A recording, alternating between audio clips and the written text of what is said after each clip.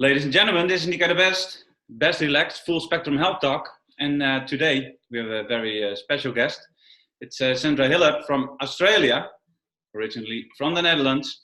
And we're going to talk about some interesting subject, and that's remote viewing. And Sandra is a writer, teacher, trainer, and remote viewer, natural psychic. And I would love to ask her some questions about the subject I've been interested in for quite a few years now. And Sandra, welcome. Thank you. Thank you. It's nice to be there. It's nice to have you. And Australia, maybe let's start off with how is the situation over there? Are you doing all right?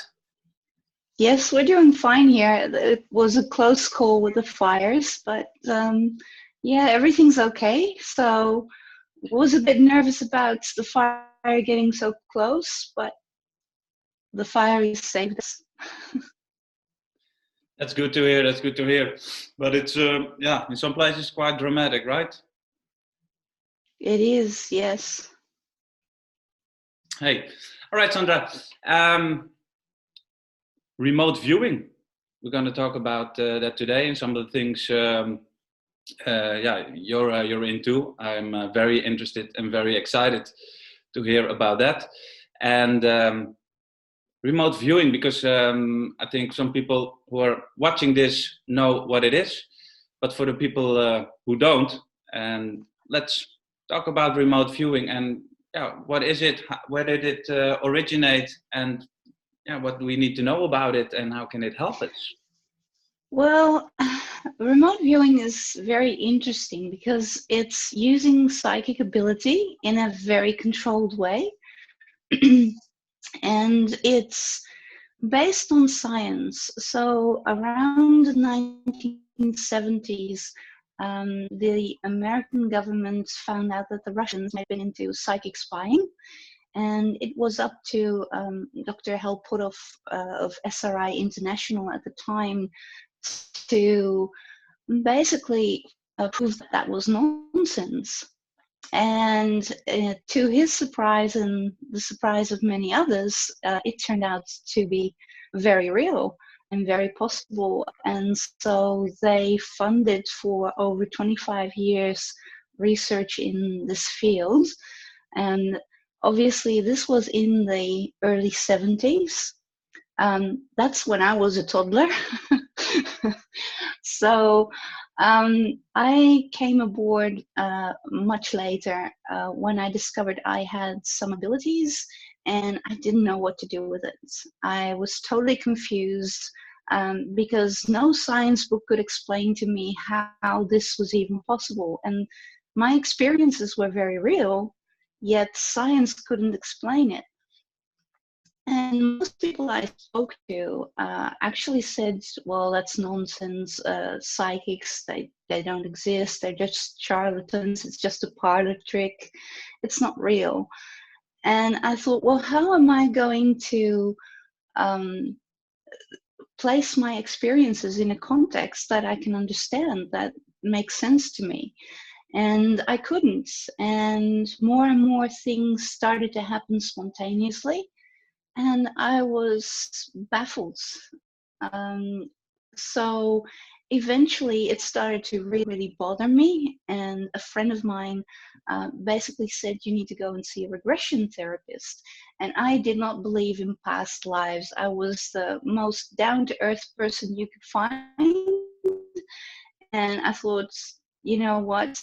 I've tried everything. It's not stopping my psychic ability. Maybe if I see this person, and this was in the Netherlands, the regression therapist was called Hans ten Dam, and I walked into his office and I basically said to him, I've got this psychic stuff going on in my life and I want to get rid of it. And he looked at me as if to say, like, you know, do you normally go to your health practitioner and ask to get a healthy arm amputated? And I looked at him like, you're telling me this is normal? And he said, yes, but you don't know how to use it. You don't know how to place it. And if you don't use your arm, you're just flapping it around. You're slapping yourself in the face. You're slapping other people in the face. How about learning how to use it? And I thought, yeah, well, that makes sense, but where do I start? So I started to do some research, and I came across that SRI project that I just talked about. And I found that fascinating because it proves that, you know, some people are taking this seriously, and it is scientifically proven it exists. There's enough evidence that, you know, many people can do this. And I got on the path of remote viewing from then on. Right, super interesting. Sorry. Hey, and Sandra, maybe for again for the people watching, what in the early years, so to speak, what were the things that made you sure that you were having these abilities, and how did they came about? Well, when I was about 15 years of age, I was in school, and that day I came home and had some dinner and put the dishes in the dishwasher. And while I was putting dishes in the dishwasher, I could see my school teacher on the side of the road. And he got out of his car, he kicked the front tire, and he was near a ditch. And there was a field with cows in it, and a village in the distance, and a windmill. And I thought, that's interesting. Why am I getting this picture in my head of my school teacher being so angry, kicking his car all alone in the middle of nowhere? Why is this happening? And so the next day in school, I asked him, what was wrong with your car yesterday? And he was so surprised. He said, you couldn't have known that, because I said, yeah, you were all by yourself, unless the cows can talk. And he was really, really surprised that I could describe what he was doing, where he was, and obviously I couldn't pinpoint a location, but the description was perfect of exactly what happened that night at the same time. And no science book could explain that to me. Later on, things got a bit more dramatic, and I had a dream. And in my dream, I was told that I was going to the house of a serial killer. And I crossed the road in my dream, and I went to a house, and there were two pillars and sort of hedges around, a grindstone path that I went up to a white house with side entrance steps, like steps up to the door.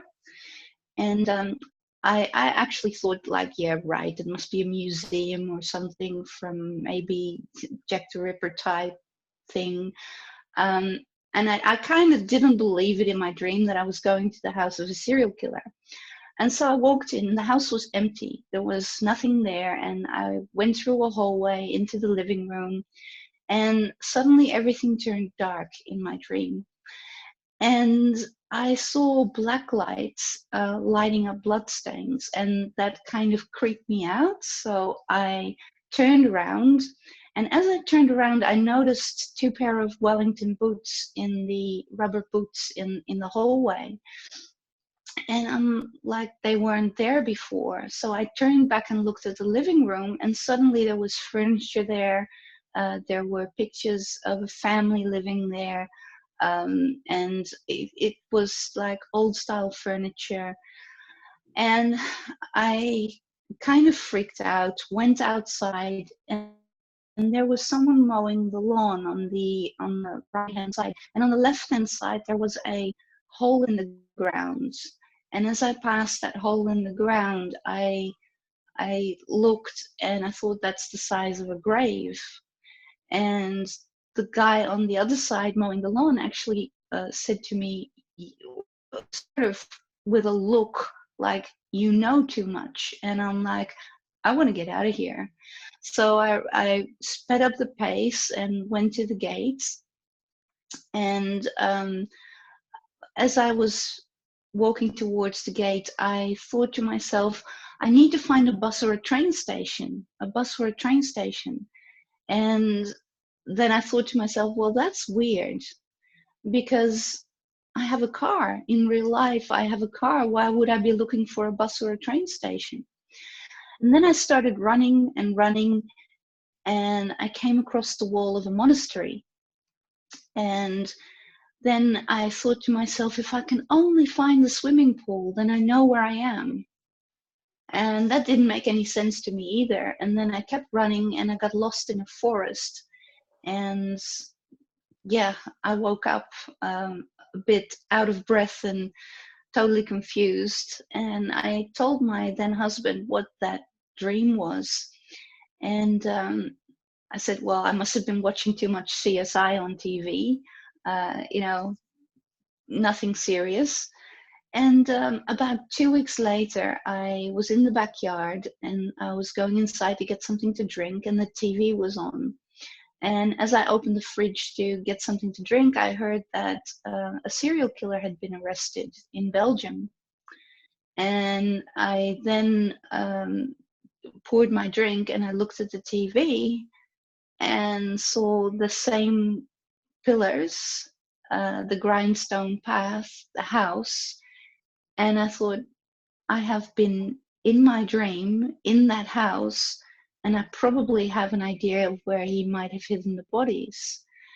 And at that point, I just stood nailed to the ground, and I didn't know what to do. I didn't know who to talk to. I told my then husband what happened, and he said, "You got to tell the police." And I said, "Well, what do you think they're going to say? You're crazy. You had a dream. So what?"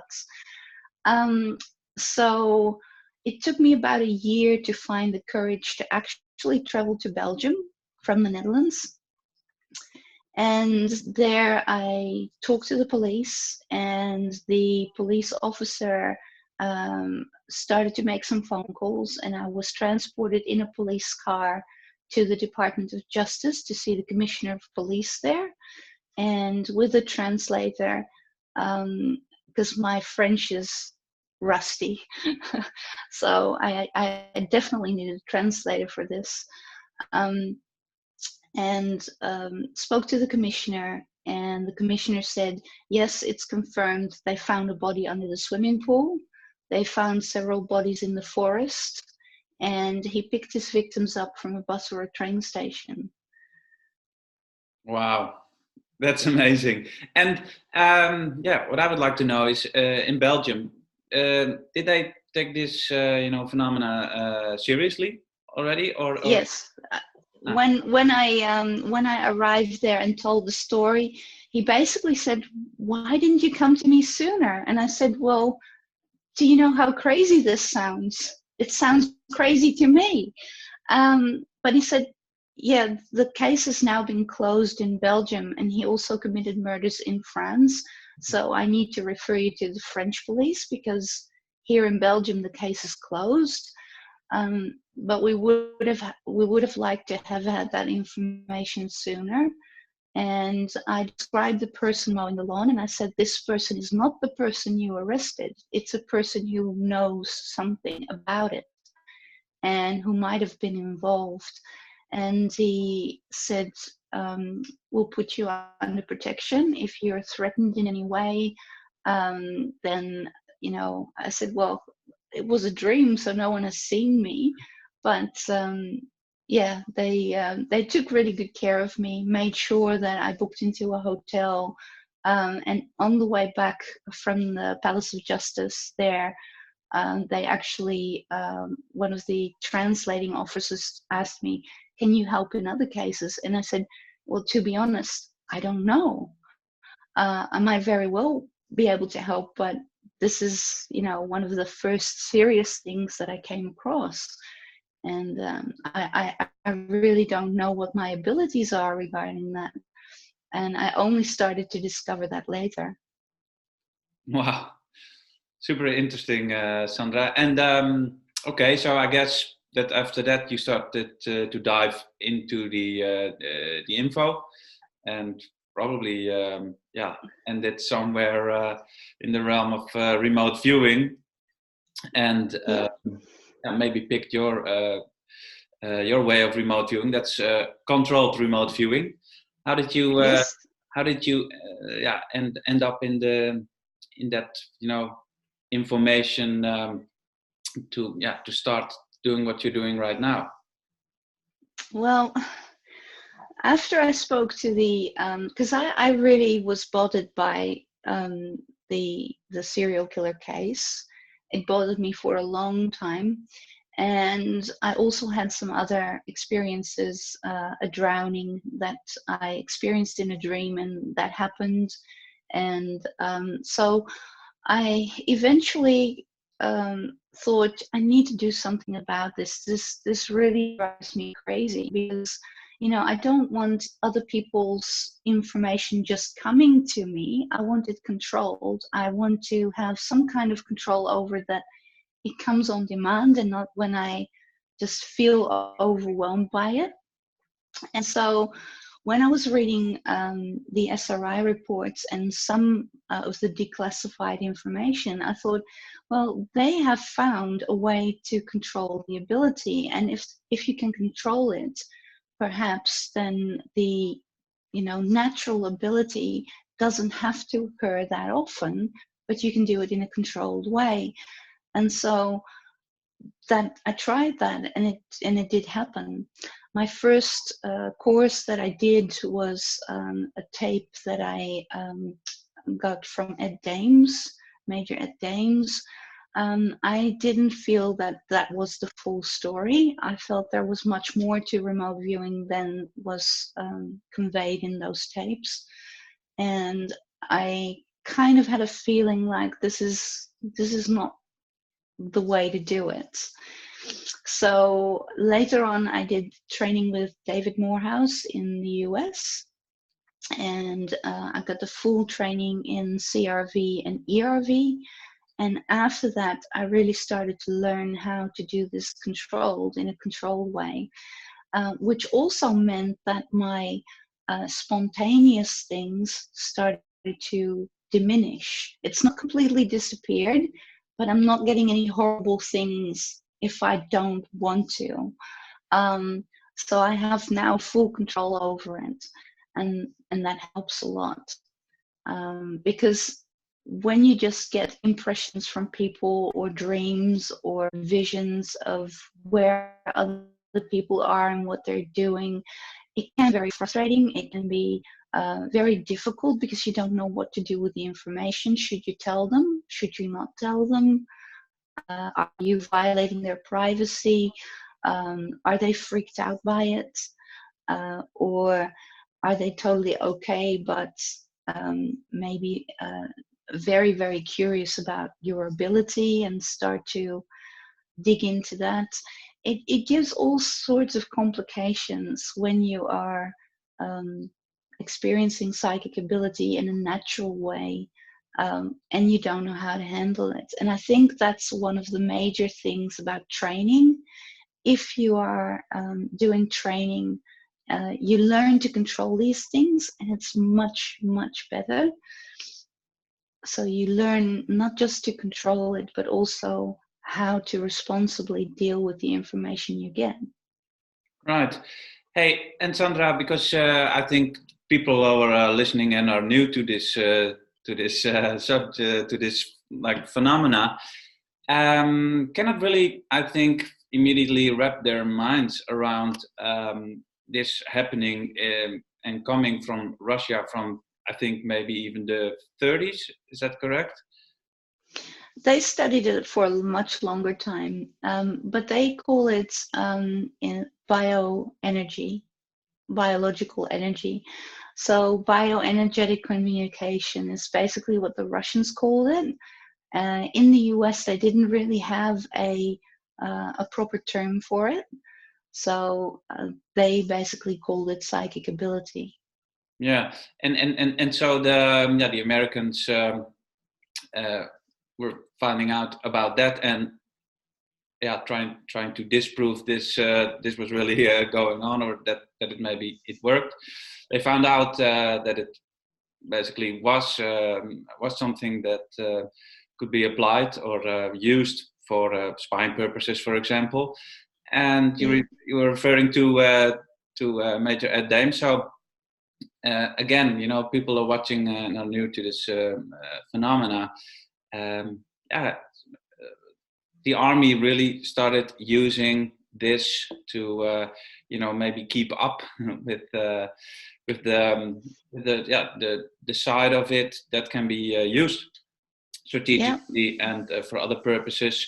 And like you were mentioning before, and we're gonna dive into maybe the case in Holland with all the fires and the help you gave to the FBI, and to let people know, that this is really something to take serious. And of course, the big question: can we do it, or can everybody do it? And if so, how do we start? Of course.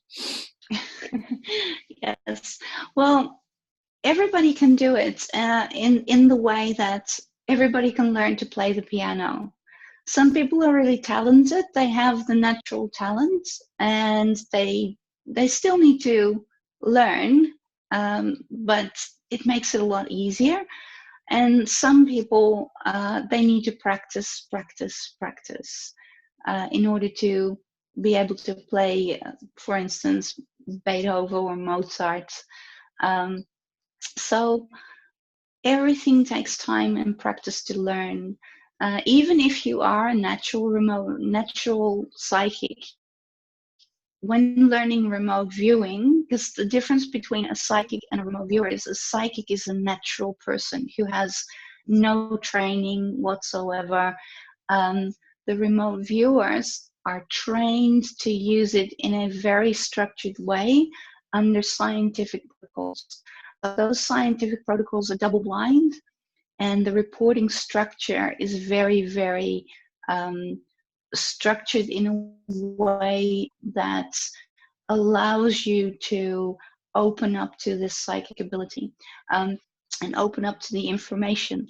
So you start basically with a very small aperture, and it gets bigger and bigger and bigger and bigger, and you build up that picture of what is going on at that specific target site. The difference between a natural psychic and a remote viewer is also that, for instance, me as a natural psychic, I never asked to see a serial killer or a serial killer's house. I never asked for that. It just came into my mind. It came into my dream. As a remote viewer, someone else asked the question and has assigned a set of 4-digit numbers to it, 2 sets of 4-digit numbers, and they only give those numbers to the remote viewer. So the remote viewer has no idea what they're looking for.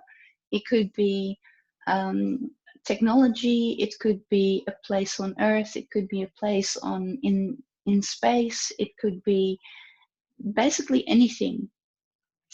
And that has the benefit of that there's no personal interpretation, there's no guesswork involved, because there's no point in guessing if you only get those numbers.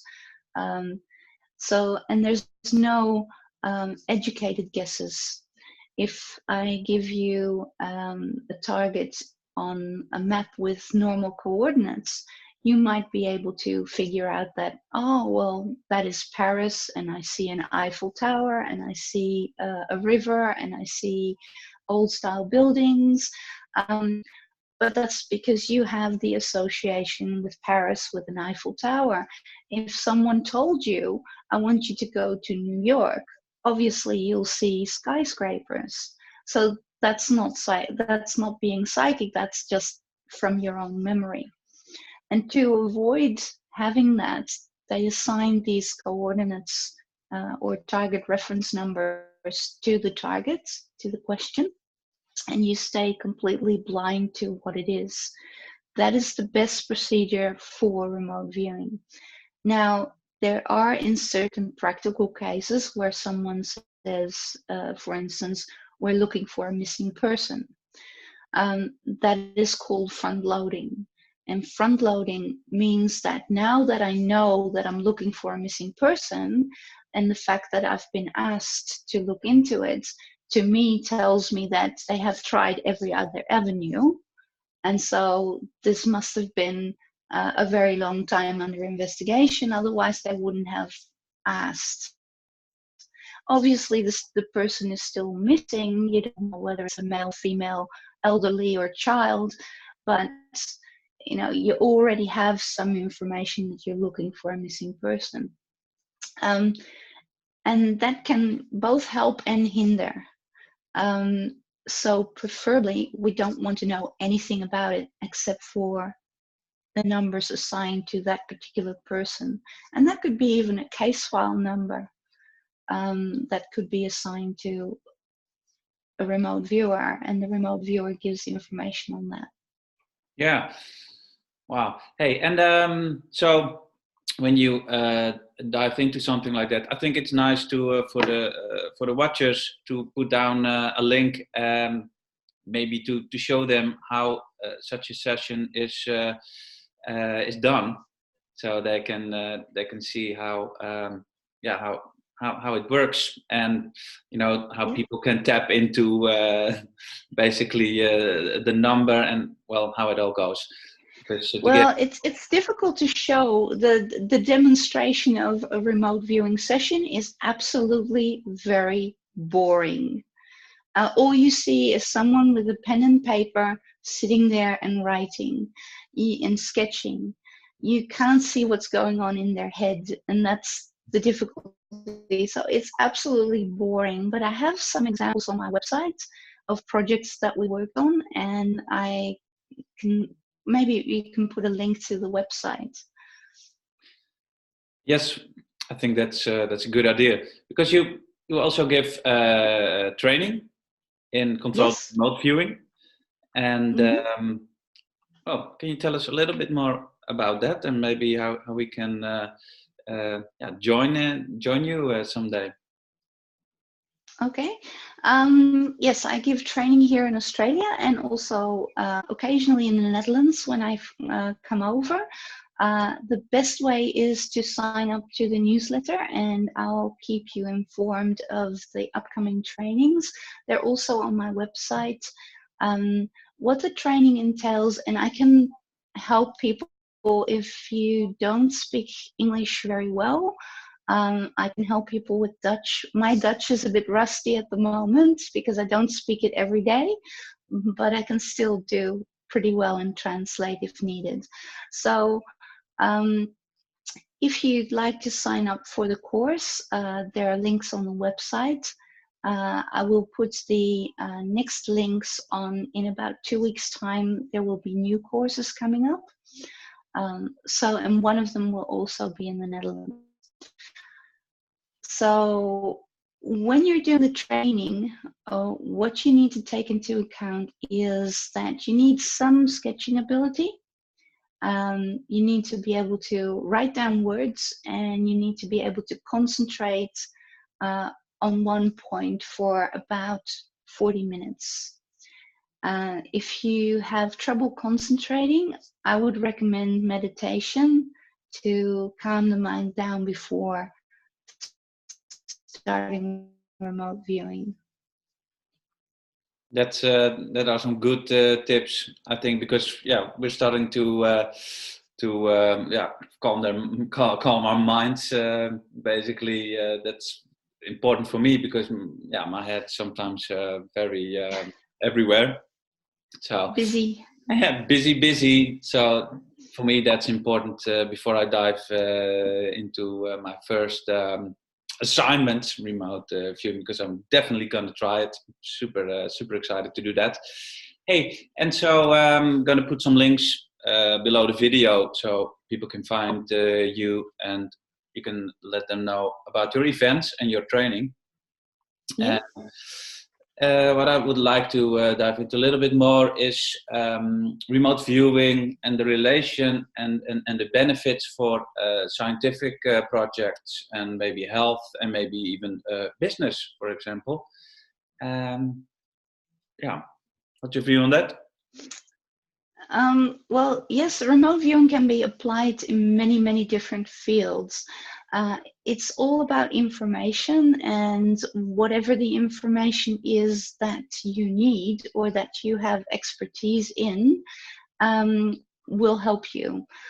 For instance, it can be used in archaeology, it can be used in science, it can be used in innovations. There have been scientific um, no, science fiction writers who have used it to see future technology and build a story around that with an artistic license, of course. There have been artists, engineers, even doctors who want to know if there can be a cure for something, or if there has been um, something that they missed in a diagnosis. When I ask remote viewers what you want to do with it, and some people say, I want to do medical remote viewing, I also ask them, are you a doctor? Because if you're not a doctor, it makes it really difficult. You might describe something that to you comes across like uh, something organic and flexible that has is tubular, and there's some liquid flowing through it, and it is like a pulsating sound or noise, and there is some hissing, or something is blocked, um, and you can't make sense of it. You might think you're describing a pump station, but in fact, the question was, what is the medical issue for this and this person? If you give that session to a doctor, they now know where to look, because to them it makes sense. It's the same if you do, for instance, an archaeology site. You have no idea what in the world you are describing unless you do dowsing and you take out a map and you start to do the dowsing. It will make no sense to you what you're describing, and it doesn't have to make sense,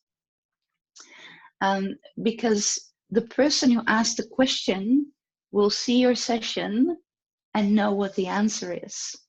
To them, because they know the question, it makes sense.